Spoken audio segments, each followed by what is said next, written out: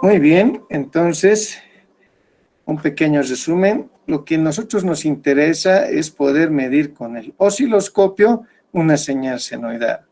Vuelvo a repetir, la materia se enfoca directamente a una señal senoidal periódica.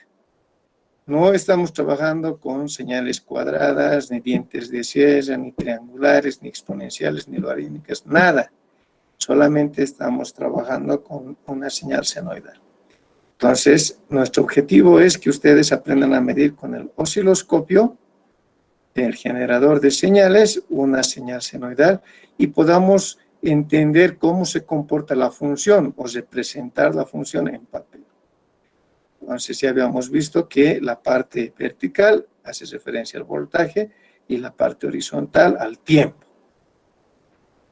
Donde si nosotros colocamos en el osciloscopio, en una perilla, el volt division de 2 voltios, el voltaje del osciloscopio es igual al número de cuadros de la retícula verticales, al número de cuadros. Entonces, a partir de aquí, si este es mi nivel de referencia, a partir de aquí yo cuento 1, 2 cuadros multiplicado por el valor de volt division. Es número de cuadros verticales en donde se encuentra la señal. Desde aquí hasta aquí es donde se encuentra. Y el pico a pico es este, que es el semiciclo positivo con el semiciclo negativo.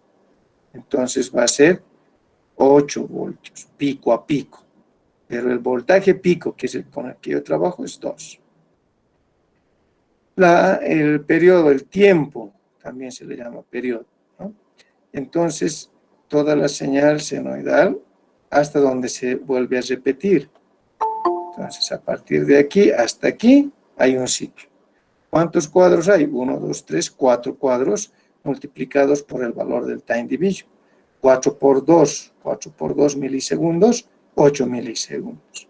Si yo quiero calcular la frecuencia, la inversa del periodo, 125 Hz. Entonces, aquí yo puedo ver una señal senoidal de 4 voltios pico con una frecuencia de 125 Hz. Eso es lo que estoy viendo. Siempre y cuando los controles del volt division y del time division se encuentren en esas posiciones, ¿no? Muy importante que la señal ocupe la mayor parte de la pantalla del osciloscopio. Este es el volt division y este es el time division. Tienen sus nombres, time por división, volt por división. Entonces, aquí hemos hecho la misma multiplicación, ¿no? Si nos hemos dado otro ejemplo acá, si yo quiero determinar el voltaje pico, siempre y cuando ahora el volt division valga 2 voltios y el time division 5 milisegundos. Entonces, si el volt division está marcando en 2 voltios, entonces a partir de aquí el voltaje pico. 1, 2, 3. 3 por 2, 6 voltios pico. Y la frecuencia, ahora, primero calculo el periodo. Coloco 1, 2, 3, 4 por 5 milivoltios. 5 por 4 es 20 milivoltios, ¿no? Entonces, si es 20 milivoltios, aquí le colocaremos. Entonces, el periodo T es igual a 1, 2, 3, 4 por 5 milisegundos. 5 por 4, 20 milisegundos, ¿no?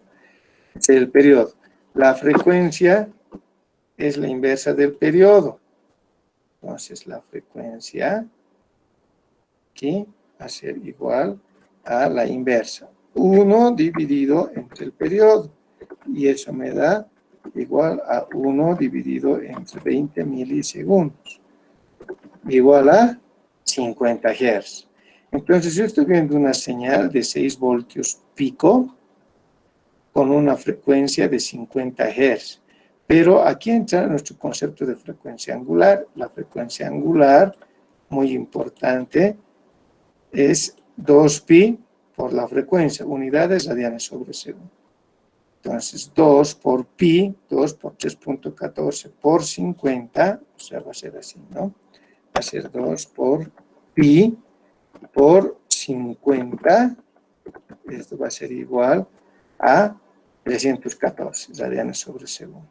Por lo tanto, esta señal senoidal representada en una función es esto, muy importante, es esto.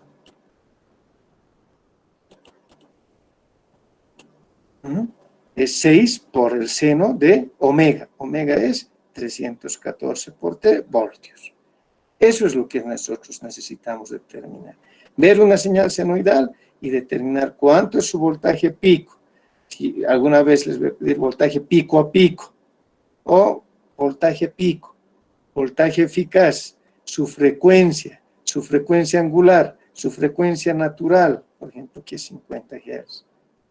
Eso es lo que tenemos que hacer. Vemos una señal senoidal y sacar toda su información, toda la información posible de la señal. Si nosotros tenemos aquí en un osciloscopio, miren, aquí está en la retícula. Y estábamos viendo toda la señal. Entonces, a partir de esto, con la señal de referencia acá, ¿cuántos voltios, cómo está representada la señal? Si el volt division dice 5, entonces aquí cuánto número de cuadritos, 1, 2, y en aquí es eso lo que habíamos dicho lo anterior,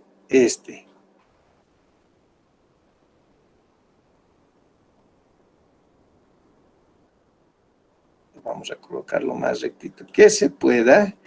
Y fíjense que está, cada rayita es 0.2, 0.4, 0.6, 0.8, 1. Entonces, aproximadamente está en 1, 2, 2.2, aproximadamente 2.3. Entonces, 2.3. Fíjense, aquí habíamos colocado 2.3 por el valor del volt division, que es 5. 5 por 2.3, 11.5 voltaje pico. Estoy viendo una señal de 11.5 voltios pico. Luego, tengo que calcular su voltaje eficaz. Ahora, eso. El osciloscopio nos mide el voltaje pico y el voltaje pico, así como el periodo nos mide. Pero el voltaje eficaz, ¿quién nos mide? El voltímetro. Y ese voltaje eficaz es 11.5 dividido entre la raíz cuadrada de 2. Entonces, si ustedes hacen eso, si dividen 11.5 entre la raíz cuadrada de 2, les sale 8.13 volts. Ese es el voltaje eficaz, que si yo agarraría un generador de señales y colocaría estos valores, el voltímetro me tendría que medir 8.3. El periodo. Ahora, ¿cómo medimos el periodo? Miren, de aquí se ha salido, no puedo medir acá.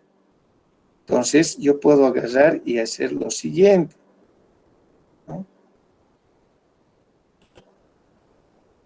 Aquí, a partir de aquí, hasta aquí,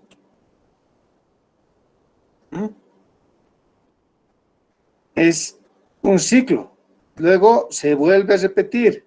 Entonces, a partir de ahí puedo medir también el periodo, ¿no?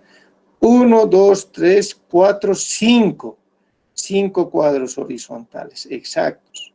Entonces, si son 5 cuadros, lo multiplico por el volt division, que son 2 milis.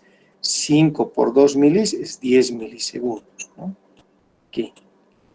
La inversa de 10 milisegundos había sido 100 Hz. Si yo tengo la frecuencia, calculo la velocidad angular, que es 2 por pi por la frecuencia. 2 por pi por la frecuencia. Y eso me da 628 radianes sobre segundo. Y mi función se representa como el voltaje pico, 11.5 por seno de omega, 628 por t. Esta señal es matemáticamente representada a través de la función senoidal, representada como esta. Eso es lo que tenemos que aprender, ver una señal y sacar toda su información. Voltaje pico a pico, periodo, ¿no? Voltaje eficaz, velocidad angular. Noten que la frecuencia es una medida indirecta porque hacemos un cálculo. La frecuencia angular es una medida indirecta porque hacemos un cálculo. Eso es lo que tenemos que sacar. Cada vez que veamos una señal senoidal, nosotros tenemos que determinar su función y obtener toda la información posible. ¿Entendido?